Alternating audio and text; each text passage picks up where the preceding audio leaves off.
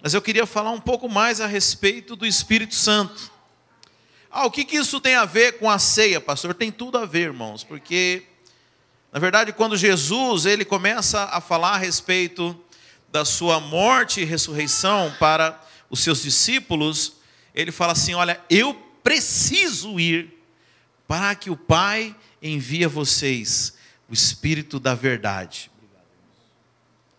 Então, dos resultados, uma das consequências, uma das necessidades de que Jesus precisasse ir para a cruz e morrer e ressuscitar, era para que o Espírito Santo fosse enviado.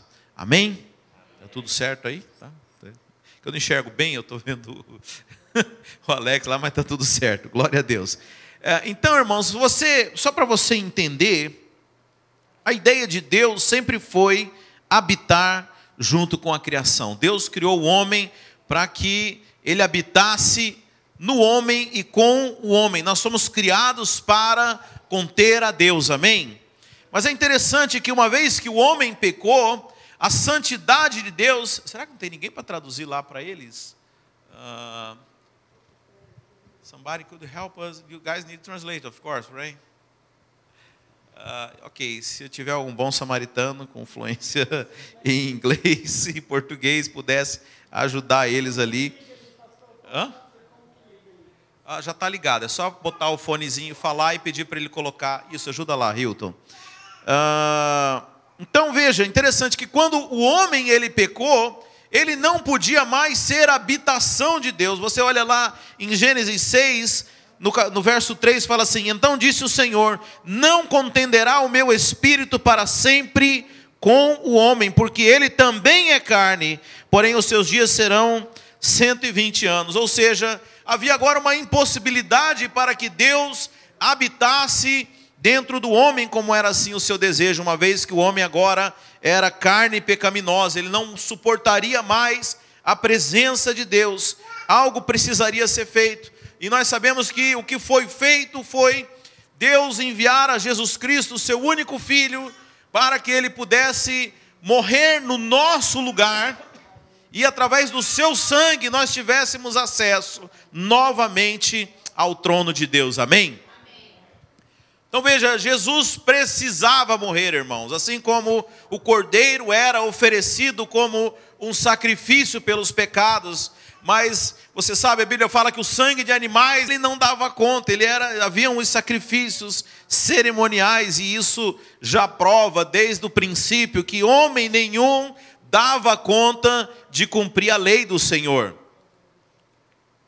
Por isso toda a família de Judá precisava, pelo menos uma vez por ano, que nós conhecemos como cerimônia no dia do Yom Kippur, o dia do perdão nacional, dia do sacrifício, dia da expiação. Uma vez por ano eles tinham que ir lá oferecer um cabrito, oferecer um bode pelos seus pecados.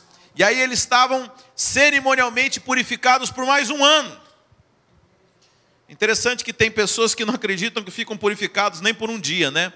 Vai no culto, xinga alguém ali no trânsito, acha que já está em pecado. Mas eu quero dizer que o sangue de Jesus, a Bíblia fala em Hebreus que te purificou de uma vez por todas. É por isso que nós não sacrificamos mais, irmãos, porque o Cordeiro de Deus já foi sacrificado. E uma vez que Jesus, ele resolve a questão do pecado diante de Deus com relação a nós. Aliás, eu quero te explicar uma coisa oportuna aqui. O sangue de Cristo, ele não remove o nosso pecado, mas ele encobre o nosso pecado. Para você entender, eu vou usar uma figura que nós temos lá no Velho Testamento, para você entender isso. Porque talvez eu falo para você aqui que o sangue de Jesus livrou você dos seus pecados, mas aí você vai ali fora e peca e você fala: está vendo, pastor, você está errado. Não removeu, ou pelo menos você vai pensar: eu não sou salvo. Mas deixa eu te explicar. No Velho Testamento, irmãos, Deus habitava num lugar que era o tabernáculo. Mas mesmo dentro do tabernáculo, Deus habitava num lugar muito específico. A presença de Deus era carregada na Arca da Aliança. Quem conhece essa figura da Arca da Aliança? O pessoal vai me matar, mas eu vou usar isso aqui como exemplo. da Arca da Aliança. Vou estragar a decoração. Deixa eu ver se lá no vídeo o pessoal consegue enxergar. Então imagina que essa aqui era a Arca da Aliança, né? Claro que era uma arca grande, revestida de ouro, e ela tinha aqui umas madeiras onde os levitas carregavam elas no ombro. E nessa Arca da Aliança haviam 3 coisas dentro dela. Vou pagar um churrasco para quem falar quais são. Hilton não vale. Quais são as 3 coisas que tinham dentro dessa arca? As tábuas da lei estavam dentro da arca. Que mais? A vara de Arão. Que mais? O maná. Então veja, as tábuas da lei representam a lei do Senhor. Alguém acertou os 3? Juntinho, Dedé? Então hoje você vai comer churrasco, Dedé. Amém? Se errar, você ia comer também. A gente come churrasco tudo sempre aqui. Então veja, as tábuas da lei representam a lei do Senhor. Mas elas representam ali na arca, fala do homem que não dava conta de cumprir a lei do Senhor. Como eu falei aqui, eles sabiam que não dava conta, por isso eles iam sacrificar todo ano para expiar os seus pecados. A vara de Arão, quem se lembra quando essa vara foi aparecer na arca, irmãos? Foi o dia que se rebelaram contra a autoridade de Arão. Alguém já se lembra? A rebelião de Corá, né? Onde, de Abirão, que eles falam, não, nós somos uma igreja de ministro, todo mundo é ministro aqui, né? Para que eu tenho que ouvir Arão? E aí eles fizeram um teste, né? Colocaram 2 varas e aquela vara que florescesse, né? Era do Senhor. Então aí a vara de Arão floresceu e aquilo foi guardado dentro da arca. Amém? Os irmãos estão acompanhando? E o maná, irmãos, o maná foi o seguinte, Deus mandou a provisão dele, mas o povo murmurou contra a provisão de Deus. Falou, olha, Deus fica mandando esse pão vil para nós, né? Nós comíamos bem, era lá no Egito, né? Saudade da vida antiga, né? E aí então, você tem ali as 3 rebeliões do homem contra Deus. O homem contra as leis do Senhor, o homem contra a autoridade do Senhor e o homem contra a provisão de Deus. 3 rebeliões do homem contra Deus. Basicamente, toda transgressão nossa vai incorrer num desses 3 aspectos. E aí você pega esses 3 elementos e Deus manda colocar dentro da arca, irmãos. E aí o que o sacerdote fazia com a arca, irmãos? Não vou prometer a sobremesa agora não, que eu não sei se tem. Mas a Bíblia fala que o sacerdote, ele sacrificava o cordeiro, pegava o sangue daquele cordeiro e aspergia, ele borrifava, como que seria? Eu não sei, ele aspergir, mas como que seria uma linguagem bem simples? Era como se ele chapiscasse, colocasse esse sangue sobre a arca, espreava. E aí todas as vezes que Deus olhasse para a arca, Ele não ia enxergar a rebelião do homem, Ele ia enxergar o sangue que encobria a rebelião do homem. Amém, meus irmãos? É assim que funciona. Na verdade, a Bíblia fala que o Velho Testamento, ele é apenas uma sombra daquilo que nós estamos vivendo. O Velho Testamento, ele é uma sombra da nova aliança. Todos os elementos que você encontra no Velho Testamento, você sabe, existe um ensino radical que fala assim, a gente não tem mais que estudar o Velho Testamento.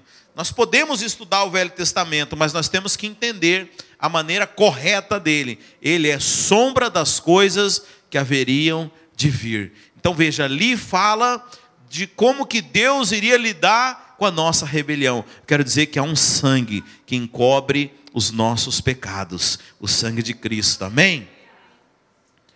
Olha, se depois disso você não ficar livre, eu não sei mais o que dizer, mas eu quero dizer que o sangue de Jesus está sobre você, amém? Mas então, uma vez que o sangue de Jesus, ele resolve o nosso problema da nossa rebelião com Deus, ele resolve o nosso problema, deixa eu colocar de volta aqui, o nosso problema com relação a Deus. Agora Deus pode cumprir o propósito que ele queria para nós, e qual que era? A divindade habitando dentro de nós. Eu acho que é lá em Coríntios, eu não anotei aqui o versículo, mas o apóstolo Paulo, ele fala assim: o segredo que estava oculto dos séculos, Cristo em vós, a esperança da glória. Veja, Deus queria habitar em nós, através da sua presença. Mas veja, isso só era possível uma vez que o sangue fosse derramado, uma nova aliança fosse estabelecida. Por isso que quando Jesus vem, e ainda que o objetivo de Deus é que ele habitasse em nós, Jesus, ele não podia habitar em nós. Por isso ele era Emanuel, que é Deus conosco, era o máximo, era o mais perto que você podia chegar de Deus, era Deus conosco, era você vir para um culto e, por favor Deus, vem com a tua presença, vem, porque ele não vivia em nós, ele era apenas uma presença. Você sabe, irmãos, aqueles discípulos, eles andaram muito tempo com Jesus, mas havia momentos em que Jesus tinha que se afastar deles. A Bíblia fala que Jesus se afastava para orar, que às vezes Jesus ficou pregando e eles pegaram um barco. Provavelmente Jesus fazia algumas coisas em separado, então era apenas a presença.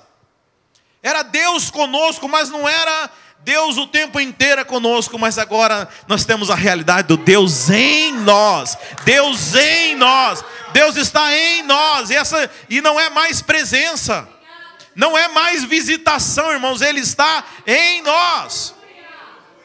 Por isso, quando nós vamos para um culto, não temos que clamar: vem Deus, fica aqui, não se despede, não, Ele está em nós, em nós.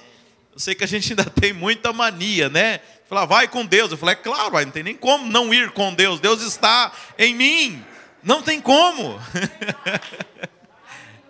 Sabe, isso é bom demais, irmãos. Mas você sabe, não é toda vez que eu percebo. Pastor, tem hora que ele não está. Não, ele sempre está. Mas veja, às vezes nós chamamos isso de presença manifesta. Sabe, é possível que uma pessoa esteja no lugar, mas ela não é notada. Os irmãos percebem a diferença? Você pode ir num lugar... você estava lá, nem percebi. Não acontece isso? Comigo é demais, porque eu enxergo mal o tempo todo. Irmão, você estava lá, desculpa, não vi.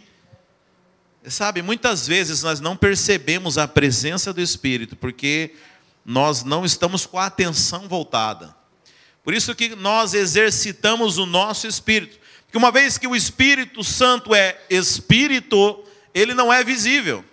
E como que nós somos dependentes dos nossos olhos? Mas o Espírito Santo, que é Espírito, ele é percebido pelo Espírito.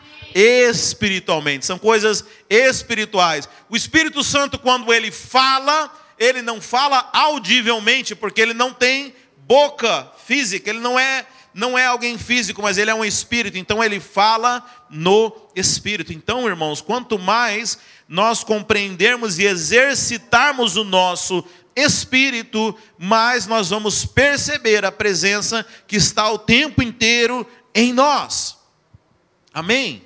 Por isso que nós oramos em língua, porque é uma forma de exercitar o nosso espírito. E você não depender dos seus sentidos naturais. E você se desligar da sua mente, da sua visão, da sua audição, e voltar-se para o seu espírito. Irmãos, nós precisamos exercitar. Não é que você vai ter mais Deus, mas você vai perceber mais a presença dele, que ela é constante.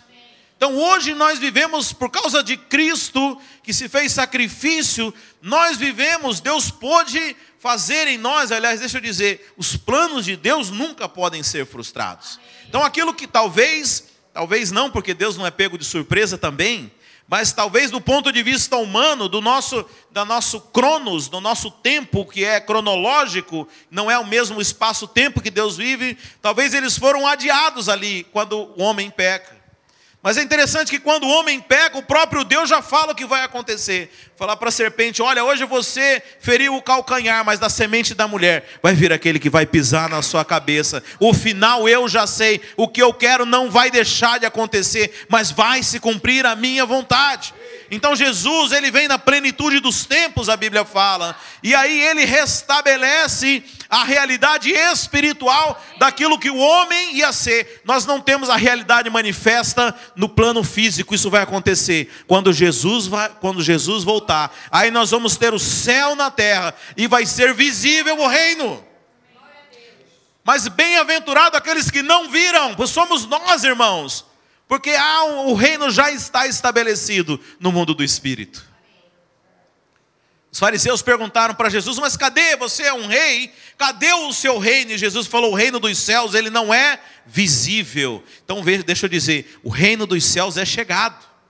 João Batista, anunciando a vinda de Jesus, falava: é chegado o reino dos céus. Jesus Cristo, na sua primeira mensagem, ele fala: é chegado o reino dos céus. Então deixa eu falar, para de esperar aquilo que já está aqui. Não é porque você não vê que ele não existe. Nós somos bem-aventurados porque nós já vivemos o reino dos céus, ainda que não vemos. Mas quando Jesus voltar, todo olho verá o reino dos céus. Mas você não precisa esperar, irmãos. Amém? Sabe, se você é salvo, eu vou dizer uma coisa para você. Você precisa viver a sua salvação. Porque quando eu me converti, isso lá vai coquinho. Lá no meu tempo de outra dispensação, eu achava que a salvação era um negócio que ia se operar só quando eu morresse. Mas veja, o propósito de Deus não é falar assim: não, eu vou te dar uma coisa, mas só lá no final, viu? Não, Deus quer te salvar desde já. Por isso que a Bíblia fala que nós já estamos sendo salvos. A salvação, ela precisa operar na sua vida. E para que você entenda isso, a salvação, a palavra que é utilizada no grego é sozo. Ela não implica apenas em você ter uma vida eterna do lado de Deus, mas ela fala de você ter uma vida de comunhão, uma vida compartilhada, uma vida guardada, uma vida de desfrute na presença de Deus. Então, veja, se você não entender isso, você vai ficar levando uma vida muito aquém daquela que Deus quer te dar. Mas aquele que te deu a salvação da vida eterna, Ele quer te dar a salvação nessa vida aqui também. Amém? E para isso, irmãos, Deus enviou o Espírito Santo. Quero que você entenda. Então abre a sua Bíblia lá em João 14. Eu quero que você entenda exatamente o papel do Espírito Santo.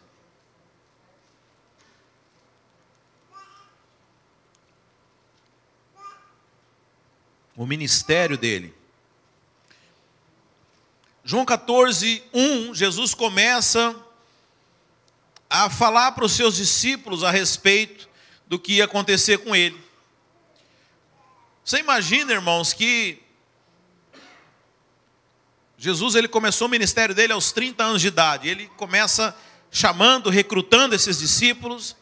E durante 3 anos, eu imagino os 3 anos mais intensos da vida desses discípulos. Você imagina o cara que eles estudaram a vida inteira lá no profeta Isaías, lá no Velho Testamento, falando do Redentor, falando do Salvador, e de repente esse cara está aqui e eu faço parte ainda da equipe dele. Você está doido, irmão?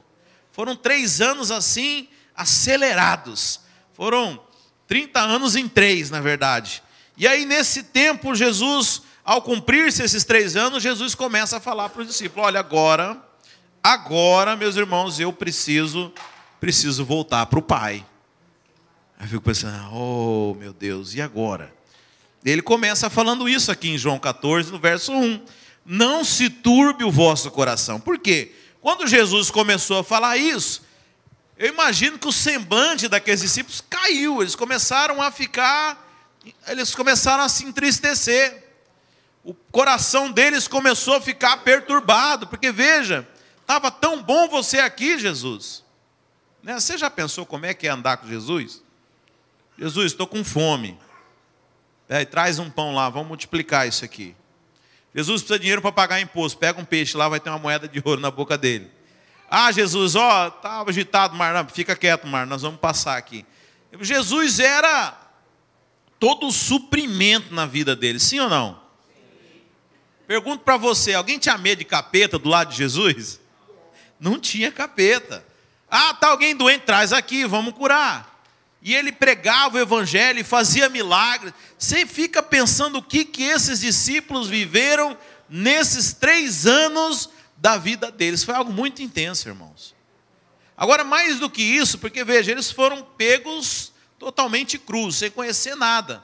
E Jesus o tempo inteiro ensina. Você imagina, nós fazemos cursão, pastora Luísa, é bom demais, não é? Você imagina fazer o cursão com Jesus, cara? Não, tal coisa é assim. Não, não é. Foi eu que escrevi, rapaz, você está falando. Você imagina o próprio Jesus te ensinando, falando as coisas, corrigindo. Calma, Pedrão, calma, não é assim não, é desse jeito. Cortou a orelha do soldado, espera aí. Pega a orelha, cola de novo, assim, só na mágica, só no efeito. Irmãos, é algo fantástico. E aí Jesus fala, agora eu preciso ir para o Pai. Agora vai acabar tudo isso, né? Então, aquilo perturbou o coração dos discípulos. Não se turbe o vosso coração. Presta atenção no que Jesus vai falar. Credes em Deus, crede também em mim. Na casa do meu Pai há muitas moradas. Se assim não for, eu não vou teria dito, pois vou preparar-vos um lugar. Agora pula lá para o verso 16, em João 14, no verso 16. Então Jesus começa a consolar os seus discípulos. Olha, não precisa ficar preocupado, não precisa ficar triste, né? E agora no verso 16. Eu rogarei ao Pai, e Ele vos dará outro, está assim na sua Bíblia, outro Consolador, a fim de que esteja para sempre convosco. Então veja, é preciso você entender, eu quero falar hoje sobre o que é o papel do Espírito Santo. Então, para que você entenda o que o Espírito Santo deseja fazer na sua vida hoje, você precisa entender o que Jesus foi para os discípulos. Amém?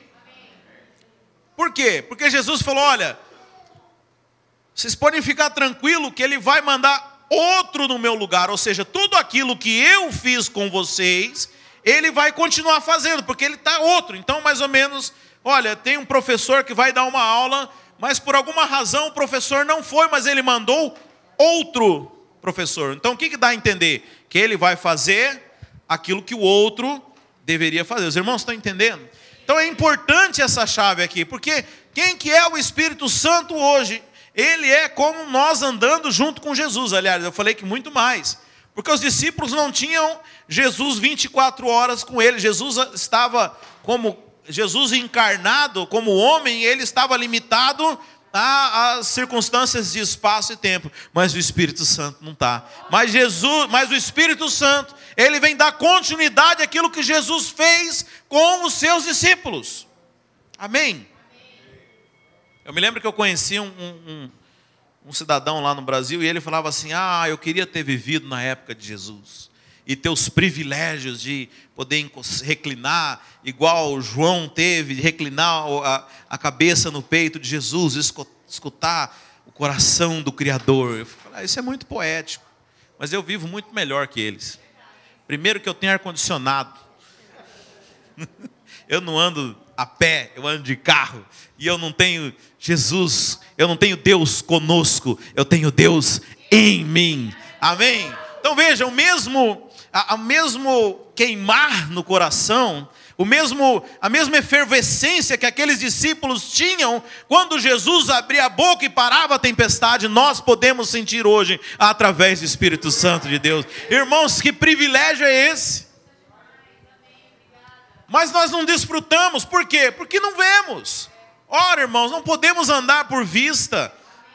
Bem-aventurados aqueles que não viram e creram. Deixa eu dizer, hoje nós temos privilégio tamanho, se não privilégio maior, mas nós não desfrutamos dele. Mas é como se Jesus estivesse com você 24 horas. Aliás, seria impossível. Deus já concebendo a igreja, Já sabia que era impossível. Ou Jesus ia estar na minha casa ou ia estar na sua casa. Mas o Espírito Santo pode estar comigo e pode estar com você. Então você pode desfrutar dele o tempo inteiro. Você não precisa desfrutar dele só no domingo de manhã, porque quando você vai embora, ele vai junto com você. Quando você vai para sua casa, ele está lá. Quando você vai para o trabalho, ele está lá. Quando você está dirigindo, ele está lá. Ele está o tempo inteiro. Ele é Deus em vós. Amém?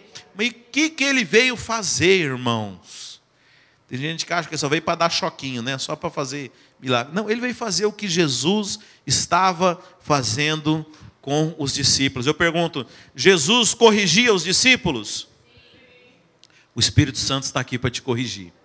Mas veja, eu sei que muita gente fala assim, o Espírito Santo me convence do meu pecado.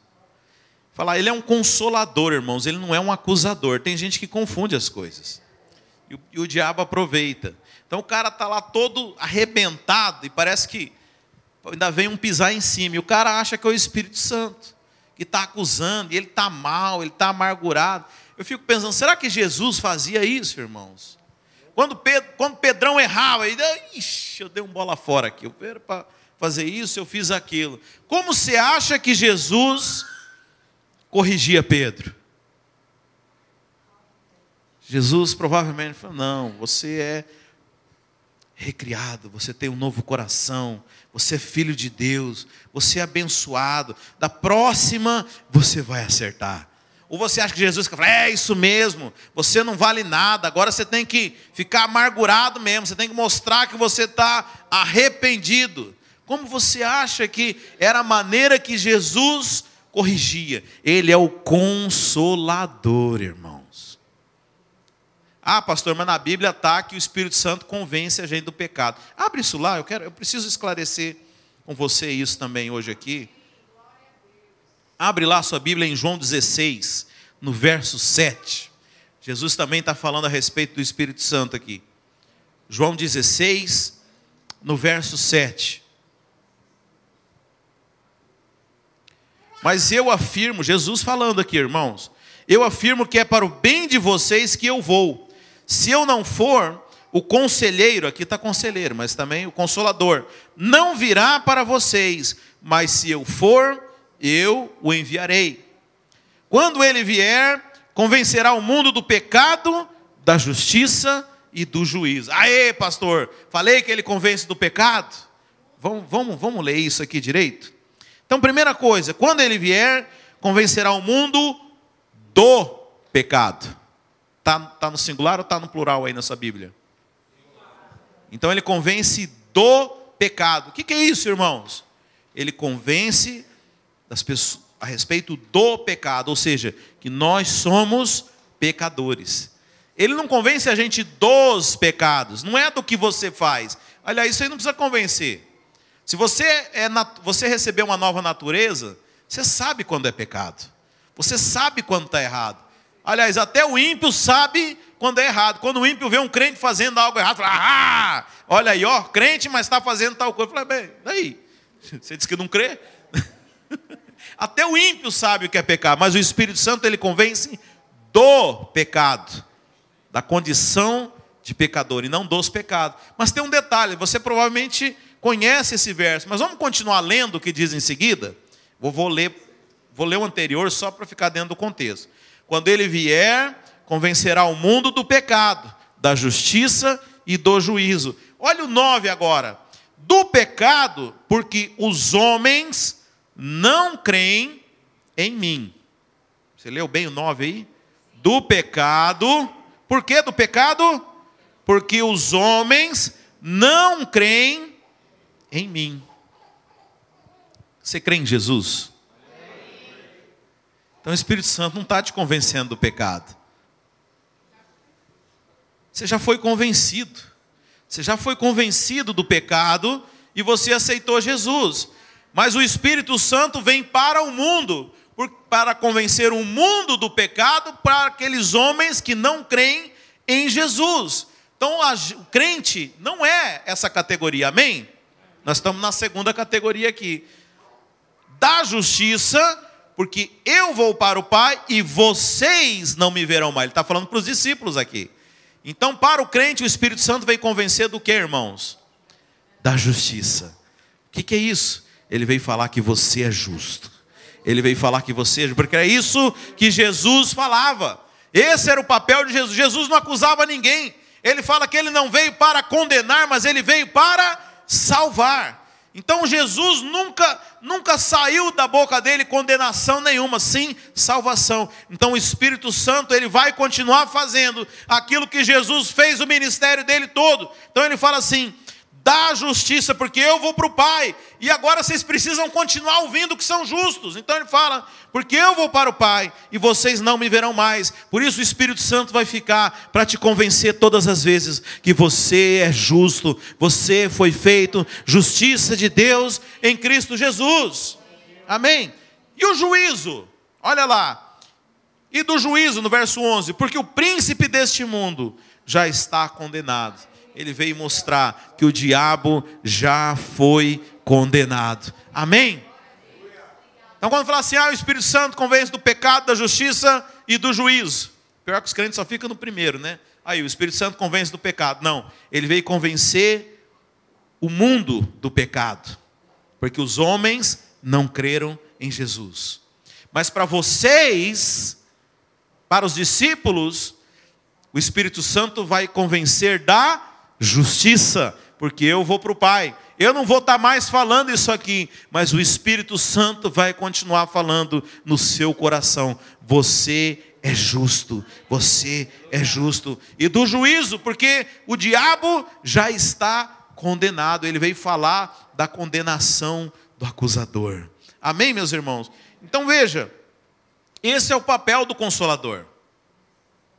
Você não consola ninguém acusando, você consola mostrando, falando: olha, você errou, meu irmão, mas deixa eu te falar, você é justiça de Deus. Ainda que você erre, os seus pecados já foram lavados. Deus te ama da mesma forma. Você é abençoado. Isso aqui foi um deslize, mas não é essa a tua natureza. Você é nova criatura. Você é filho de Deus e nada vai mudar isso. Isso é o que Jesus falava. Isso é o que o Espírito Santo fala na nossa vida hoje ainda.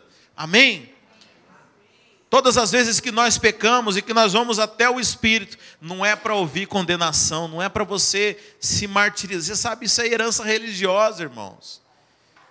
Isso ainda é a sua carne querendo ter zelo diante de Deus. Isso é você querendo ainda se martirizar, pagar pelo seu pecado. Não, eu preciso ficar mal aqui para Deus me perdoar. Porque no fim das contas, se eu não ficar mal aqui, ele não vai ter arrependimento, ele não vai me perdoar. Isso é carnalidade, irmãos. Isso é carne querendo ter zelo diante de Deus. Isso não vale nada. Porque o verdadeiro arrependimento, irmãos, você sabe, a gente acha que arrependimento é você ficar lembrando das suas obras mortas, né? Fala assim: se eu não chorar, não houve arrependimento. Quem já pensou? Não precisa levantar a mão, não. Se eu não consigo, eu preciso pelo menos dar uma chorada aqui, porque senão Deus não vai me perdoar. Me machucar aqui para eu chorar um pouco. Isso é você querendo pagar pelo seu pecado. Não, você quer pagar, vamos fazer certo. Vai para a cruz então, porque o salário do pecado é a morte, não é essa lágrima não, tá bonitinho. Vamos fazer da maneira correta, né? Mas não, irmãos. O verdadeiro arrependimento, você sabe, a palavra arrependimento, que foi traduzida como arrependimento, no grego, ela é metanoeu, que vem da raiz de metanoia, que é da mesma palavra metamorfose. Você sabe o que é metamorfose? Você pega aquele casulo onde o lagarto entra, e aí ele fica lá, não sei quanto tempo lá, e dali sai uma linda borboleta. Ali houve uma transformação. Ali houve metamorfose. Ele tinha uma natureza e se transformou em outra. Então, na Bíblia, quando aparece a palavra arrependimento, anote isso aí. Está falando de metamorfose. Então, quando Jesus fala assim: arrependei-vos, pois é chegado o reino dos céus, ele não está mandando você ficar lembrando o que você fez. Não. Está falando: transforme-se. Mude, mude a sua vida, porque o reino chegou. Você vai mudar a sua natureza. Esse é o verdadeiro arrependimento, irmãos. Porque ficar lembrando do que fez não vai mudar a sua vida, não vai deixar você melhor. A única coisa que vai salvar você é se você transformar a sua natureza, se Deus transformar você. Então, arrependimento é mudança, metamorfose. Amém? Então veja, o Espírito Santo nunca vai ficar te acusando. Até porque já tem alguém que faz isso. Não precisa, irmãos. Não precisa do Espírito Santo. O Espírito Santo, ele é consolador. Ele sempre vai afirmar a sua identidade. Porque o papel do Espírito Santo na vida do crente é convencê-lo da justiça. Isso sim, irmãos, precisa de alguém para convencer. Porque como é difícil os crentes entender que nós somos justiça, sim ou não? Ah, pastor, você fala que eu sou justiça, mas no fundo, eu sei que eu não sou. Não, você precisa ouvir mais o Espírito Santo. Você vai entender que você é justiça. Sabe por quê, irmãos? Nós ainda achamos que a nossa justiça é baseada no que nós fazemos, sim ou não? Mas a nossa justiça é baseada naquilo que Jesus Cristo fez.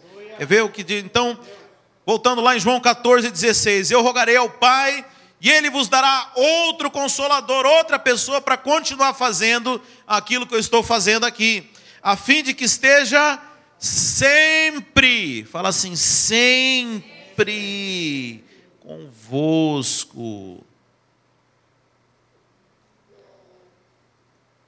Jesus, quando estava encarnado, precisava tomar água, irmãos? Precisava ir no banheiro? Precisava tomar banho? Então ele não podia estar sempre com os discípulos. Mas o Espírito Santo, ele é Espírito. E ele estará sempre convosco. O Espírito Santo não se afasta, irmãos. O Espírito Santo não se afasta. A palavra na Bíblia, eu também não coloquei aqui a referência, mas fala assim, aquele que se une ao Senhor se torna um só com Ele. E essa palavra que é usada no grego, hoje eu estou erudito, né? Mas é importante, irmãos, porque às vezes quando traduz para o português, não dá a dimensão do significado. A palavra que está lá é colau, que é usada também, a gente usa para amálgama, mas deixa eu falar uma linguagem aqui, que você vai entender aqui. Vamos fazer um bolo, irmãos. Então o que vai no bolo? Farinha, ovo, leite. Aqui é só misturar o pó com água, né? Mas vamos, old style aqui. Farinha, ovo, leite, fermento, manteiga. Aí você bota tudo no mixer, mistura lá, despeja na forma, põe no forno, o negócio fica bonitão lá, e aí você tira o bolo, aí você fala assim, eu devia ter colocado menos ovo. Tem como você tirar o ovo daquele bolo depois de pronto? Esse é o Espírito Santo em você. Esse é o sentido que está lá na Bíblia. É impossível. Deus falou, Ele estará sempre convosco. É sempre, irmão, sempre. Sabe qual que é a palavra lá no grego, o que significa? Sempre. Sempre. É a mesma coisa. É sempre, irmãos. Não tem exceção. Então veja, Jesus não podia estar sempre. Então vamos entender aqui, João 14. Jesus fala, olha, eu preciso ir. Aí, todo mundo ficou triste, coração apertado. Jesus fala, não, olha, não se turbe o vosso coração, porque eu vou pedir agora ao Pai que envie outro para ficar no meu lugar. Mas deixa eu dizer, esse outro vai fazer coisas que eu não pude fazer aqui. Por isso é importante que eu vá, porque se eu não for, vai ser sempre Deus conosco, vai ser sempre Emanuel. Eu vou estar sempre por perto, mas eu não vou estar junto. Talvez você vai se afastar de mim, e aí você entra em problemas, vai gritar Jesus, mas eu não vou estar perto. Lembra que Lázaro, quando morreu, ele estava a uma distância de 4 estádios de Jesus, porque Jesus habitava num corpo, Mas ele fala, eu preciso ir, porque se eu for, vai vir outro. E aí ele vai poder habitar com vocês, ele vai ser um consolador como eu, mas ele vai estar sempre convosco, ele nunca vai se afastar. Esse é o Espírito Santo, irmãos, no 17. O Espírito da verdade, ele nos conduz à verdade, amém? Por isso que na nova aliança a Bíblia fala que as leis não são mais exteriores. A Bíblia fala, chegarão os dias, isso aí o profeta Jeremias, que fala assim, haverão dias, diz o Senhor, que eu farei uma nova aliança com a casa de Israel. Eu colocarei, as leis não serão mais escritas em tábuas de pedra, mas eu escreverei as minhas leis no seu coração, e nas suas mentes estará a minha lei. O que é isso, irmão? É o Espírito Santo, o Espírito da verdade dentro de você. Você não precisa mais consultar leis exteriores, porque a lei do Senhor habita dentro de você. Aí o irmão liga para o pastor, pastor, é errado fazer isso ou aquilo. Eu falo, não sei, filho, pergunta para quem está dentro de você. Porque, convenhamos, né, irmão? Eu era advogado, eu sei, toda lei a gente quer dar um jeito de arrumar uma exceção, né? Leis são feitas para burlar. Quem já ouviu isso?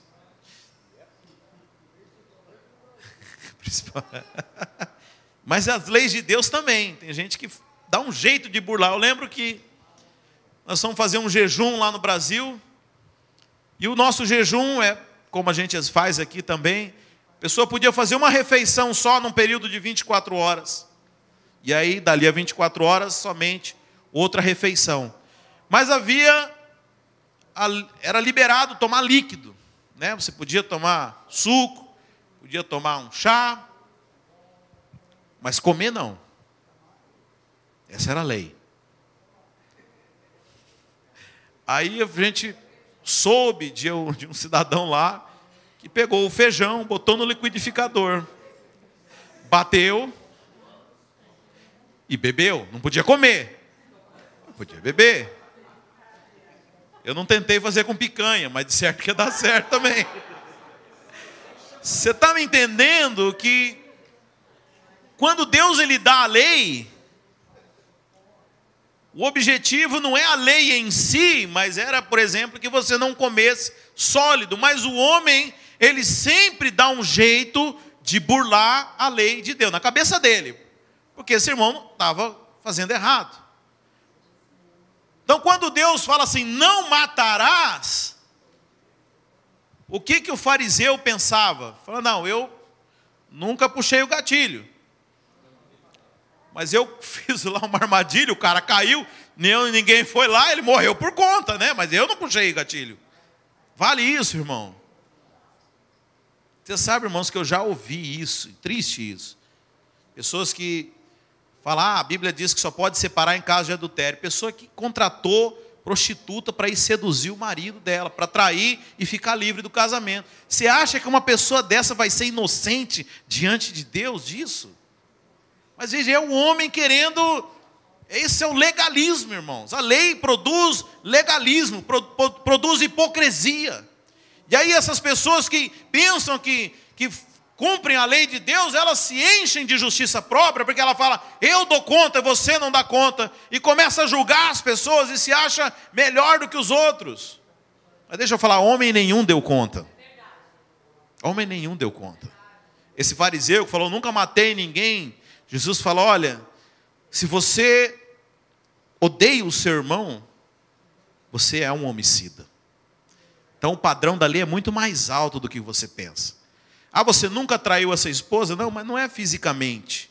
Se você já olhou de uma forma impura para uma mulher, você já adulterou. Mas veja, a lei, a Bíblia fala que foi encontrada em erro, e não sou eu que estou falando, é a Bíblia. A lei, apesar de ser perfeita, ela não cumpriu o objetivo dela, que era aperfeiçoar o homem.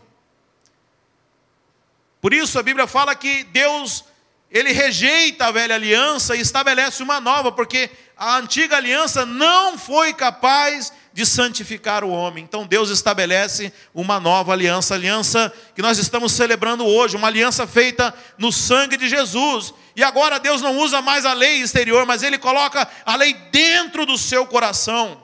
Você não erra mais, você não comete mais o pecado, porque o seu coração foi regenerado, aquilo não combina com você, você não tem mais gosto naquilo. Essa é a realidade da nova natureza. Eu brinco com os irmãos, eu falo, vamos supor que tivesse uma lei que você não pode beber cerveja. Aí o irmão fala, bem, eu fui para essa igreja, agora eu não posso mais beber cerveja, né? E aí ele está aqui no culto, morrendo de vontade de beber uma gelada. Ele olha para o pastor, está só uma garrafinha aqui, chacoalhando. Você acha que é esse tipo de gente que Deus quer, irmão?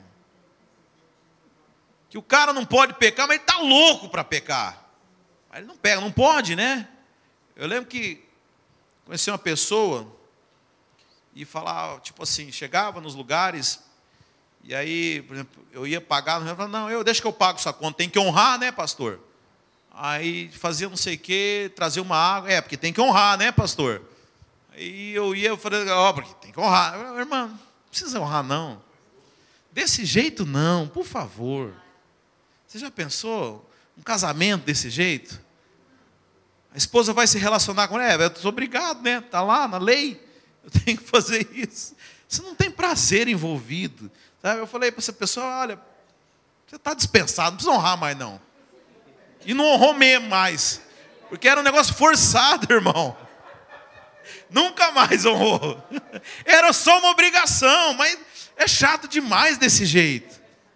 Né? Os irmãos que são antigos aqui lembram. Eu falei, irmão, não precisa mais na cela, não. Não precisa trazer mais dízimo. Se for por obrigação, não vale. Amém? Você tem que entender, é a nova natureza, irmãos. É por prazer, está no nosso coração. Você faz as coisas porque você agora é nobre.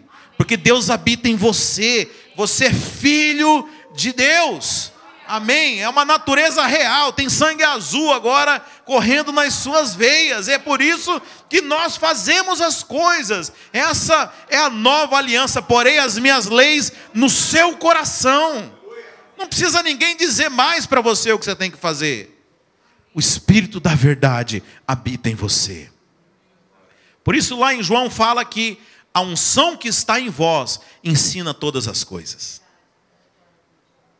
Então veja, tudo que eu estou falando aqui você já sabia.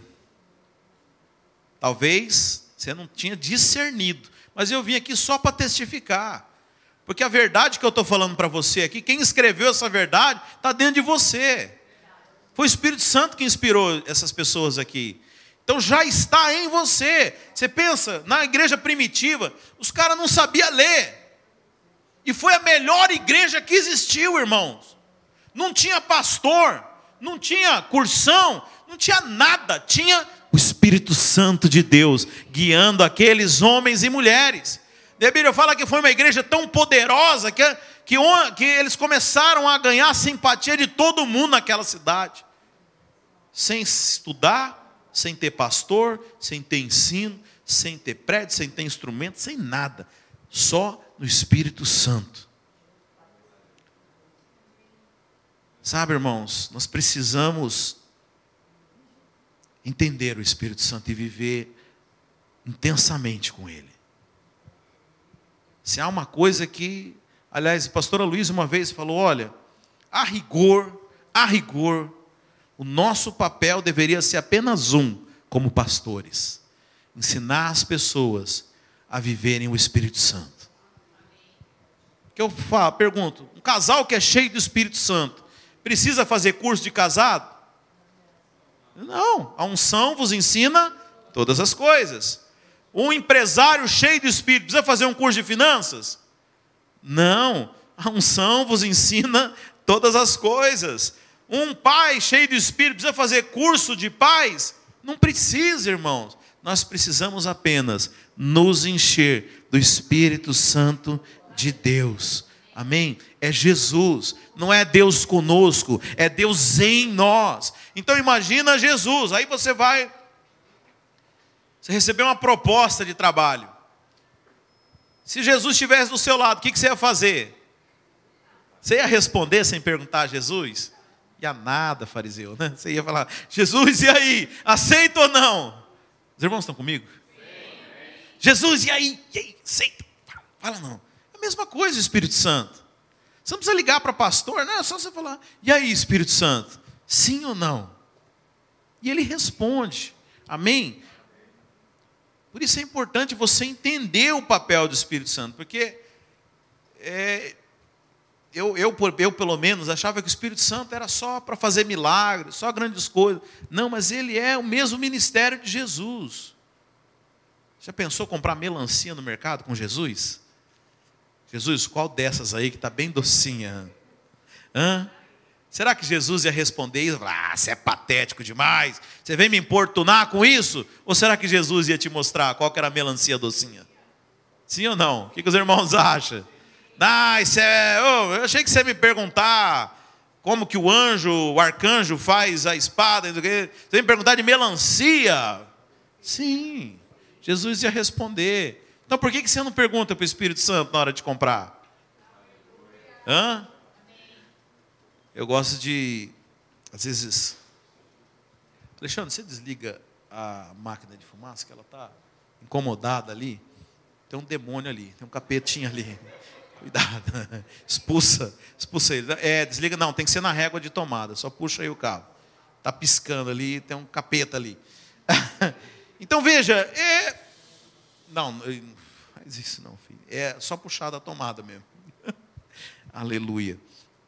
Então esse é o Espírito Santo, irmãos. Às vezes, a gente fala, não vou incomodar o Espírito Santo. Mas nos pequenos detalhes, em todas as coisas, irmãos. Eu me lembro que, quantas vezes eu estou dirigindo e aí vem aquilo no meio. Como eu falei, o Espírito Santo, ele não tem um corpo, ele não fala audivelmente. Mas ele fala no seu espírito.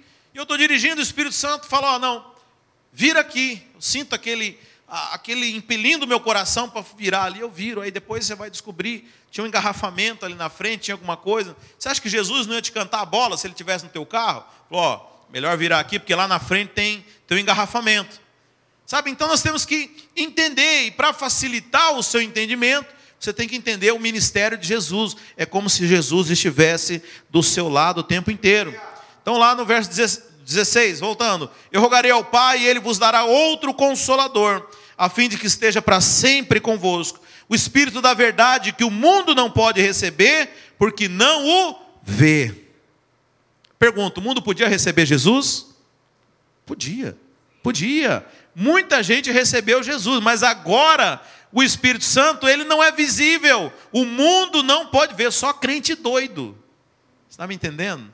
É só crente doido. Só quem nasceu de novo. O mundo não pode receber porque não o vê, nem o conhece. Agora, vós o conheceis, porque ele habita convosco e estará em vós. Não é no prédio da igreja domingo de manhã, é em vós, o tempo inteiro. O Espírito Santo habita em você. Irmão, você precisa entender isso, senão você vai ter dificuldade em fluir. Se você achar que para falar com o Espírito Santo você tem que tomar banho, passar um perfume, botar uma roupa especial, criar todo um ambiente lá na sua casa, fazer um altar, deixa eu falar, irmãos.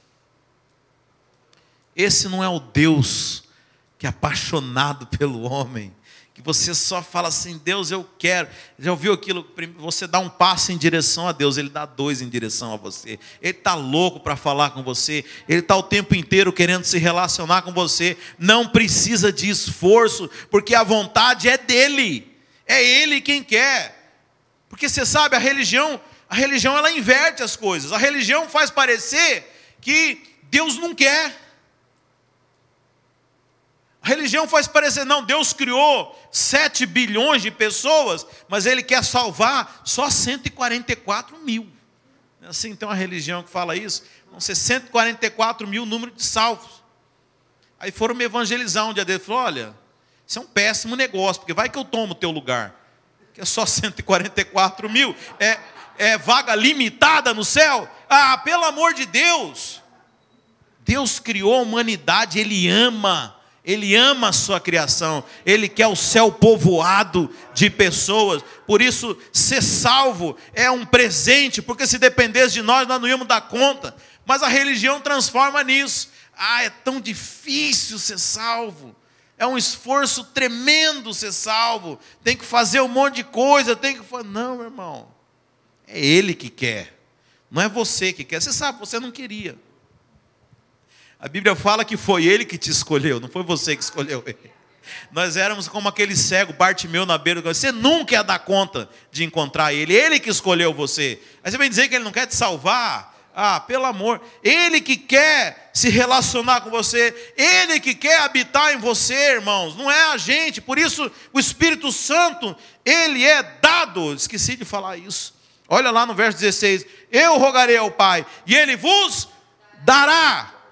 Dará, irmãos, é dado. É dado, o Espírito Santo é dado. Ele não é merecido. Se fosse merecido, ninguém aqui tinha, amém?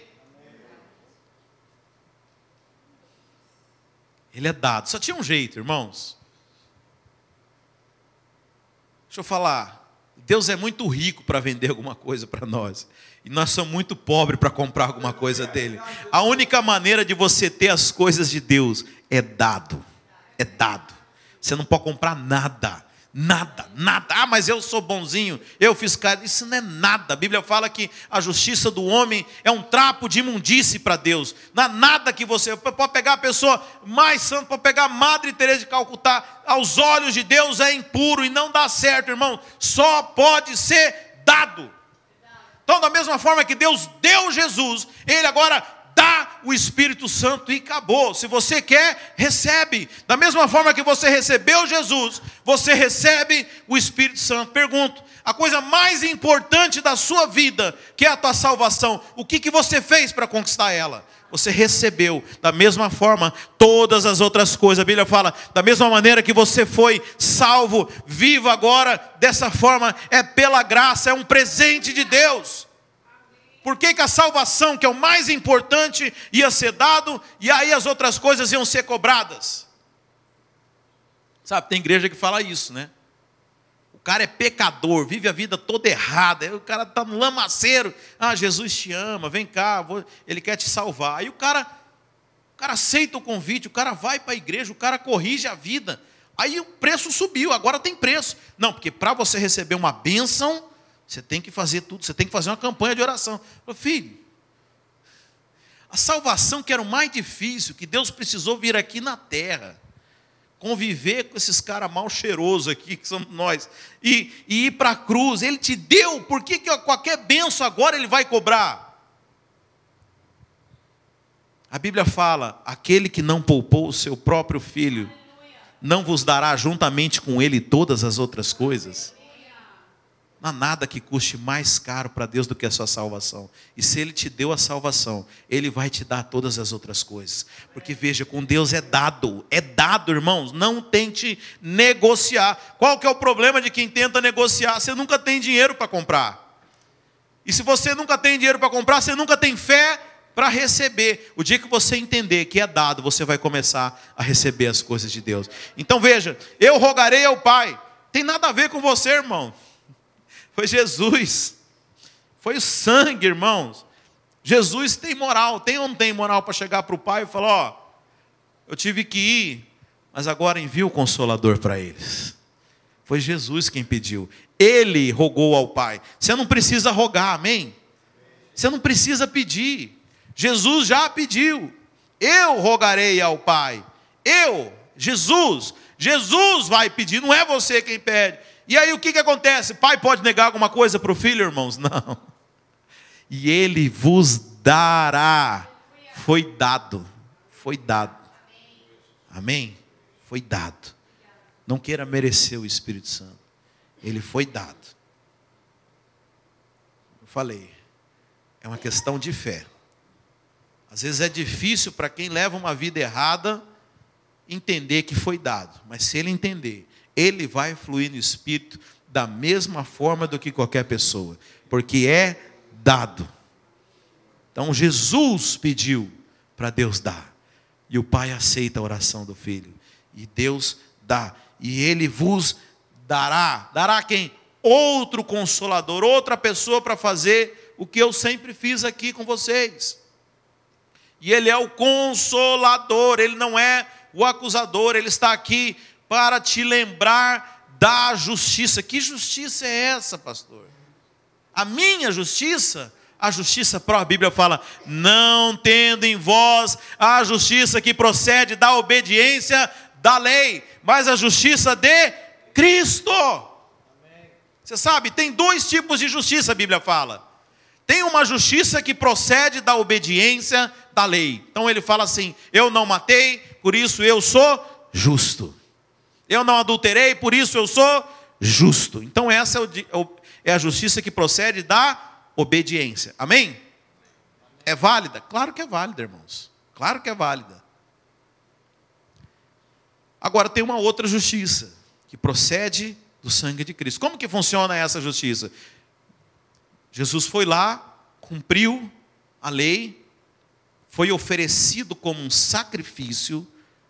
Aquele que não conheceu o pecado, se fez pecado por nós. Como assim se fez pecado? Ele requereu. Então, olha, sabe aquela dívida do Davi? Davi tinha uma dívida lá. Eu vou me fazer o Davi, eu vou ficar no lugar dele. Ele se fez, ele não conheceu o pecado. Jesus nunca pecou, porque se ele pecasse, ele também ia ter dívida. Mas ele nunca pecou, mas ele pegou a dívida do Davi e falou assim, ó, eu vou me fazer pecado, eu vou pegar a dívida dele. E aí a condenação que era dele, vai vir sobre mim.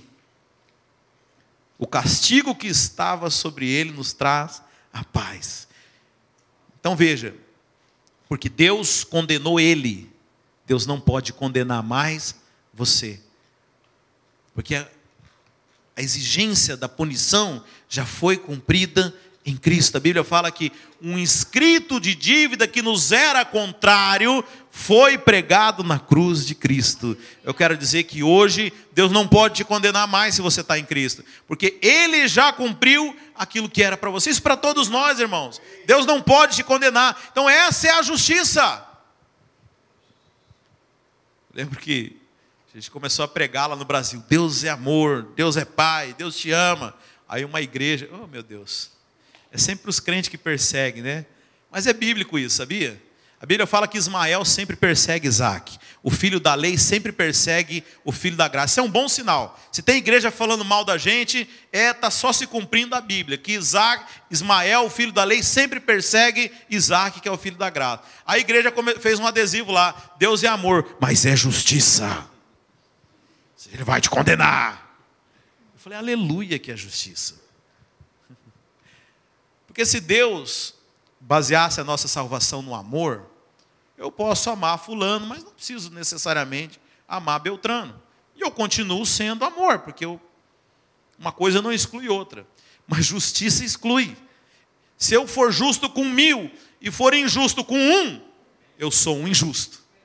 Então a salvação é baseada na justiça, porque a justiça não pode mudar. A Bíblia fala em Salmo que Deus tem misericórdia de quem Ele quer. Então eu vou ter misericórdia do Ronaldo, mas do Elias, não, esse aí está ferrado. Ele quer. A Bíblia fala que Deus tem misericórdia de quem Ele quer. Então se a salvação fosse baseada na misericórdia de Deus, e aí? Você não sabe se ele vai estar bem-humorado naquele dia? Vai que Gabriel queimou arroz, bem na hora de você ser julgado. Agora, a salvação é baseada na justiça, a palavra diz. Porque Deus não pode ser justo com um e injusto com o outro, senão Ele seria 100% injusto. Então a salvação é baseada na justiça. Agora, que justiça é essa? Vou te falar, não é a da lei, já vou dar o spoiler aqui. Porque na justiça da lei todo mundo foi condenado. A Bíblia fala em Romanos que todos pecaram.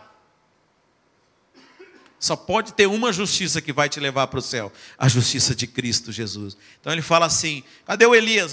Esse aqui tá feio o negócio. Não, mas peraí. Consta aqui que alguém já veio e já cumpriu a pena no seu lugar.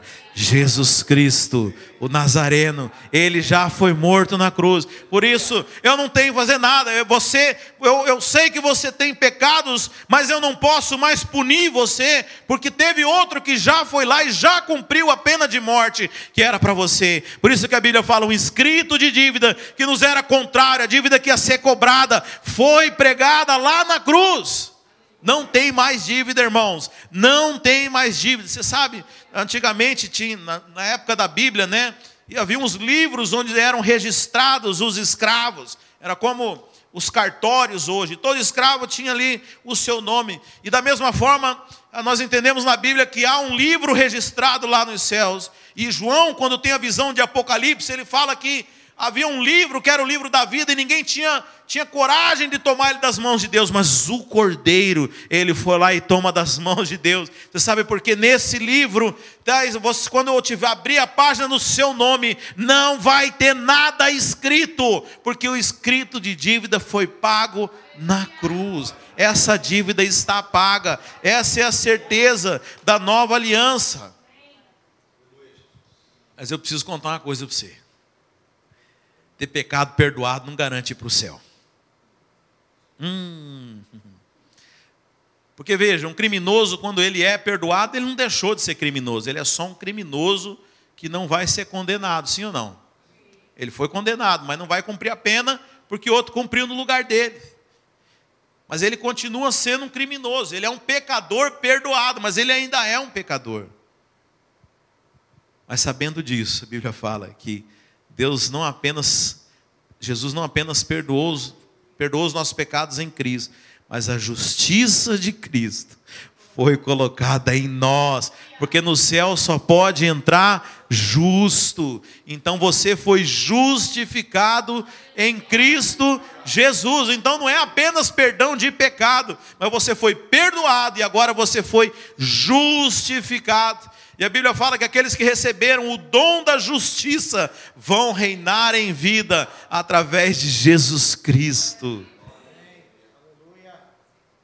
É isso que o Espírito Santo veio te lembrar. Não do pecado. O mundo, para aqueles que não creram, o Espírito Santo lembra do pecado. Mas nós viemos ser lembrados da justiça. Da justiça. Jesus lembrava os discípulos da justiça. Jesus nunca abriu a boca para condenar ninguém. Jesus lembrava da justiça. Você é justo, você é natureza recriada, você é filho de Deus, você é salvo, justificado, você é justiça de Deus em Cristo Jesus. O Espírito Santo está aqui para falar isso para você o tempo inteiro. E se eu pecar, nesse momento ele vai falar mais com você a respeito disso. Porque tem gente que acha que quando você peca, o Espírito Santo vai embora, né? Não, o Espírito Santo ele sai. Você sabe, tinha um cara lá que era mal intencionado, o nome dele era Judas. Ele era meio mal intencionado. Mal intencionado e meio. Mas a Bíblia fala que certa vez Jesus mandou os seus discípulos de 2 em 2. E a Bíblia fala que eles voltaram admirados, porque eles expulsaram demônios, eles curaram enfermos. E o poder de Deus agiu através da vida deles. Pergunto, com Judas também, irmãos. Você acha que com Judas não aconteceu isso? Também. Porque o poder de Deus, ele é independente de nós. Não é a nossa perfeição, mas é o poder de Deus que se aperfeiçoa em nós. Ele desfrutou de tudo aquilo que os discípulos desfrutaram. Mas a escolha dele foi diferente, né? A Bíblia chama ele de filho da perdição. Não vou entrar em questão teológica com você aqui. Mas a questão é que é sempre Deus operando em nós, irmãos. É sempre Deus fazendo. É sempre dado. Não tem nada de nós. O Evangelho não tem nada a ver conosco. É simplesmente uma questão de receber. Receber o sacrifício de Jesus. Então ele fala, eu rogarei ao Pai, Ele vos dará um Consolador, para que esteja sempre convosco. O Espírito da verdade que o mundo não pode receber, porque não o vê, nem o conhece, mas vós o conheceis, porque Ele habita convosco e estará em vós. Por último, não vos deixarei órfãos. Voltarei para vós outros ainda por um pouco, e o mundo não me verá mais. Vós, porém, me vereis, porque eu vivo, vós também vivereis. Naquele dia vós conhecereis que eu estou em meu Pai, e vós em mim, e eu em vós. Amém? Mas olha que interessante, ele fala que eles não iriam mais ver Jesus. Mas naquele dia, você ia descobrir que Ele estava em vós. Como isso, pastor? Na pessoa do Espírito Santo. Naquele dia você vai saber, Jesus estava sempre aqui, na pessoa do Espírito Santo. É isso que ele fala, olha, vocês não me verão mais, mas naquele dia, vocês conhecereis que eu estou no meu Pai, e vós em mim. Naquele dia, você vai ver que Ele estava o tempo inteiro em vocês, através do Espírito Santo. Mas que você não espere aquele dia para desfrutar. Que você desfrute hoje daquilo que o Espírito Santo quer fazer. Não é o Deus conosco, é o Deus em nós. A divindade habitando no ser humano. A divindade habitando na nossa carne. Falando conosco no nosso espírito. A comunhão, o segredo oculto dos séculos dos séculos. Cristo está em nós hoje. Amém, meus irmãos? Se coloque de pé, vamos orar.